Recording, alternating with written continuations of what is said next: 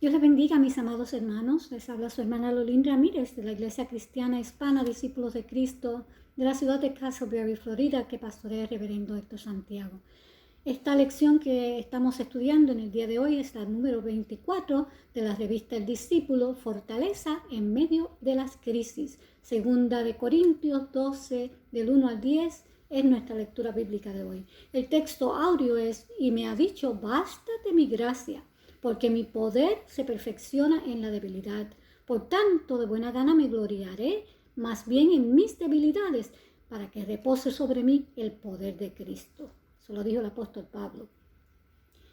Quisiéramos en esta mañana señalar varios objetivos, que son los siguientes: comprender la importancia que tiene el autoconocimiento, el que nos podamos conocer a nosotros mismos, identificar nuestras fortalezas, nuestras oportunidades, nuestras debilidades, descubrir áreas en nuestra vida que necesitan mejorar y fortalecer nuestra fe y confianza en que la gracia y el poder de Cristo se perfeccionan en nuestras debilidades.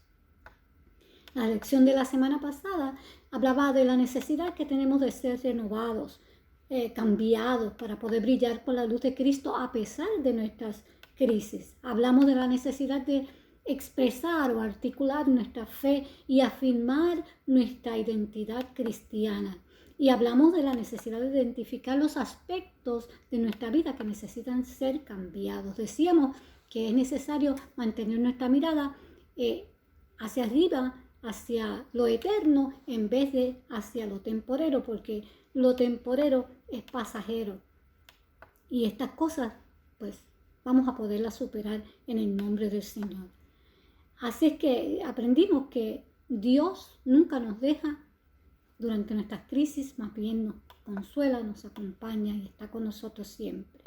La lección de hoy echamos un vistazo a la experiencia dolorosa del apóstol Pablo.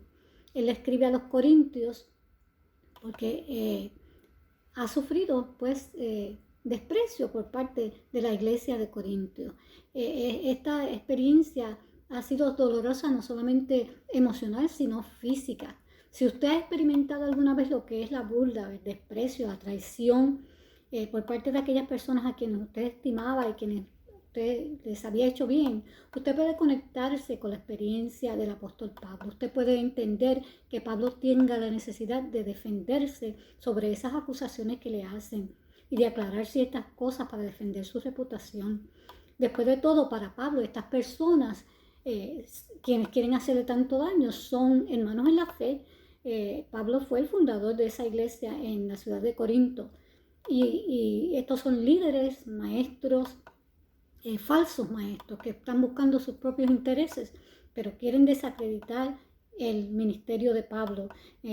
Empiezan a decir que Pablo no tenía las credenciales para ejercer el ministerio, que sus cartas eran muy duras, que sus sermones no servían, etcétera, etcétera.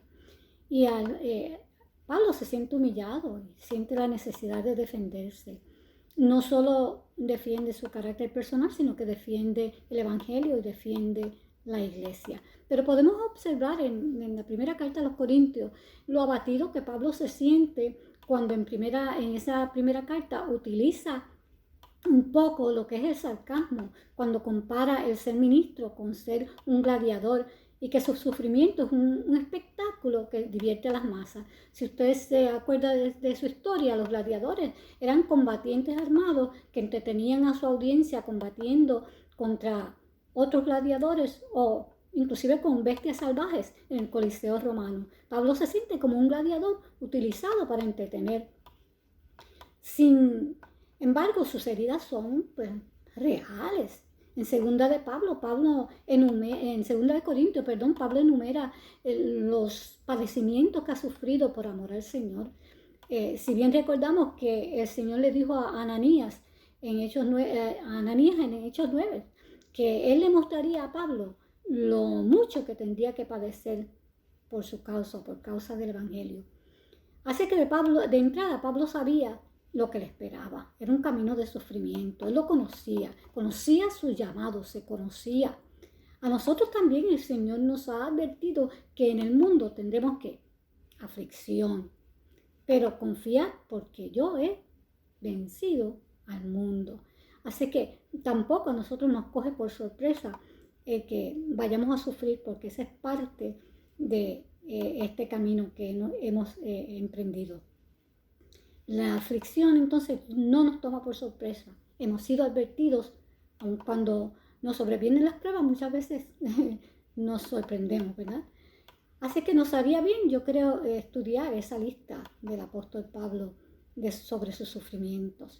En los versículos del 1 al 5 queremos mirar entonces lo que Pablo dice. Pablo nos habla de una experiencia que él tuvo cuando fue llevado al paraíso. Cuenta que las palabras que escuchó y las cosas que vio son tan inefables, tan secretas, que no se le permite al hombre pronunciar. Por haber tenido esta experiencia, podía muy bien gloriarse y decir, yo soy mejor que los demás. Pero él no desea que la gente piense que él está tratando de dar una imagen de superioridad o de éxito ministerial. Pero tampoco Dios lo desea, por lo que le da o le permite que un aguijón en la carne lo ataque. Es un mensajero, como Pablo nos explica, un mensajero de Satanás para atormentarlo. Hace que si fue epilepsia o problemas de visión o migrañas, como dicen algunos, no lo sabemos. Lo que sí sabemos es que Pablo nos explica que Dios permitió que él fuese atormentado para evitar que fuese a enaltecerse por motivo de las revelaciones que Dios le había dado. Así que el sufrimiento de Pablo tenía un propósito. Así que 3 veces ora por sanidad y Dios responde diciéndole, bástate mi gracia, que fue el texto áureo que leímos. Bástate mi gracia porque mi poder se perfecciona en la debilidad. En otras palabras, bástate el favor o la bondad que te he dado y que no mereces. Así que mi respuesta a tu petición es no. Así que la actitud que demostramos ante la respuesta negativa de Dios es sumamente importante, porque eso va a determinar si exalto a Dios en medio de mi dolor o no. La actitud de Pablo era positiva. Pablo decide gloriarse de buena gana, escúchelo bien, no refunfuñando, no cuestionando la soberanía de Dios, no, en sus debilidades, con el fin de que repose sobre él el poder de Cristo. Por eso entonces que podía decir que por amor a Cristo se gozaba en sus debilidades, en insultos, en necesidades, en persecuciones y en angustia. Porque decía, porque cuando soy débil, entonces soy fuerte. No es que Pablo fuese un superhumano diferente a ti y a mí, sino que tomó postura con el objetivo de que Dios fuese glorificado aún en medio de sus debilidades. ¿Qué podemos aprender de esto, mis amados? La gracia del Señor nos capacita en las crisis, cuando no disponemos de los recursos naturales para sobrepasar esas crisis. Cuando las rumiaciones, los pensamientos obsesivos, esos pensamientos persistentes nos atacan, es necesario hacer un alto y reemplazar esos pensamientos negativos con la palabra de Dios. Debo saber quién soy en Dios. El poder de Cristo es transformador, así como su palabra. Podemos recurrir a ella en nuestra aflicción.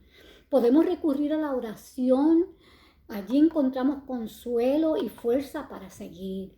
Así que podemos pedirle al Señor que nos ayude a tener la mente y la actitud de Cristo. En su obediencia al Padre, nuestro Señor pudo mantener su mente clara para poder cumplir su misión, su encomienda. Nosotros también debemos esforzarnos en que nuestros pensamientos estén enfocados en todo aquello que es verdadero, honesto, puro, amable, según lo leemos en Filipenses 4. Es cierto que las crisis nos traen dolor y nos quitan la quietud, pero su gracia suple todo lo que nos falta en nuestros momentos de aflicción, dice la palabra. Y la paz de Dios, que sobrepasa todo entendimiento, guardará vuestros corazones y vuestros pensamientos en Cristo Jesús. Entonces enfoco mi mente, mis pensamientos en la palabra de Dios. En algún momento de nuestras vidas nos sobrevendrán las crisis. Estaremos expuestos a la incertidumbre debido a los cambios que nos llegan. Pero lo importante es saber que tenemos recursos de los que podemos echar mano. Podemos acudir al Señor de donde vendrá nuestro socorro. Pero tengamos en cuenta que las crisis tienen su fin, que las crisis pueden llevarnos a a nuevas capacidades.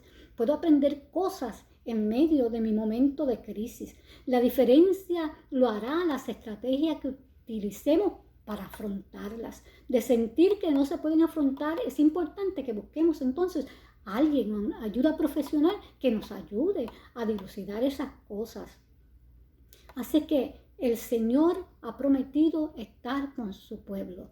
Yo debo conocerme a mí misma, debo conocer cuáles son mis flaquezas, cuáles son mis debilidades, pero también debo conocer que el poder de Dios actúa en mí y puedo descansar en que su gracia me sostiene.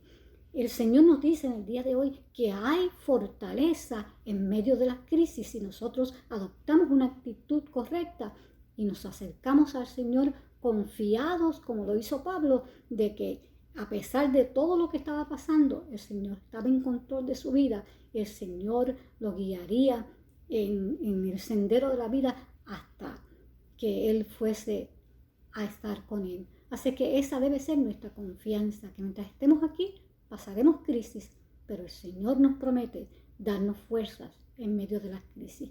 Que el Señor nos ayude a confiar en esa palabra, a descansar en esa palabra y a esperar en sus promesas que son fieles y verdaderas.